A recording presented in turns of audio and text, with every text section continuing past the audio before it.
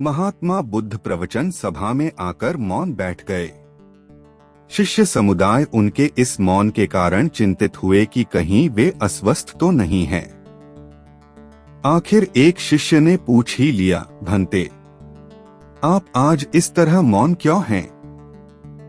वे नहीं बोले तो दूसरे शिष्य ने फिर पूछा, गुरुदेव, आप स्वस्थ तो हैं? बुद्ध फिर भी मौन ही बैठे रहे। इतने में बाहर से एक व्यक्ति ने जोर से पूछा, आज आपने मुझे धर्मसभा में आने की अनुमति क्यों नहीं दी? बुद्ध ने कोई उत्तर नहीं दिया और आंखें बंद कर ध्यान मग्न हो गए।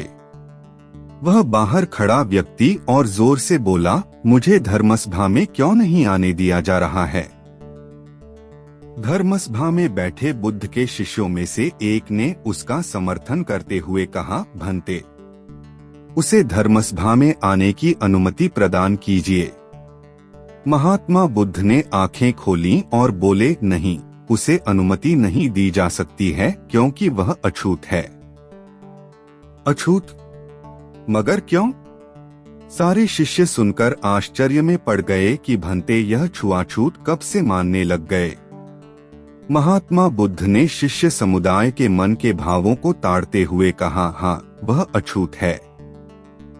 वह आज अपनी पत्नी से लड़कर आया है। क्रोध से जीवन की शांति भंग होती है। क्रोधी व्यक्ति मानसिक हिंसा करता है। इस क्रोध के कारण ही शारीरिक हिंसा होती है।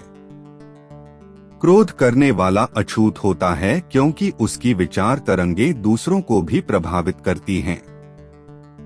उसे आज धर्मसभा से बाहर ही रहना चाहिए। उसे वहां खड़े रहकर पश्चाताप की अग्नि में तपकर शुद्ध होना चाहिए। शिष्यगण समझ गए कि अस्पृश्यता क्या है और अछूत कौन है। उस व्यक्ति को भी बहुत पश्चाताप हुआ।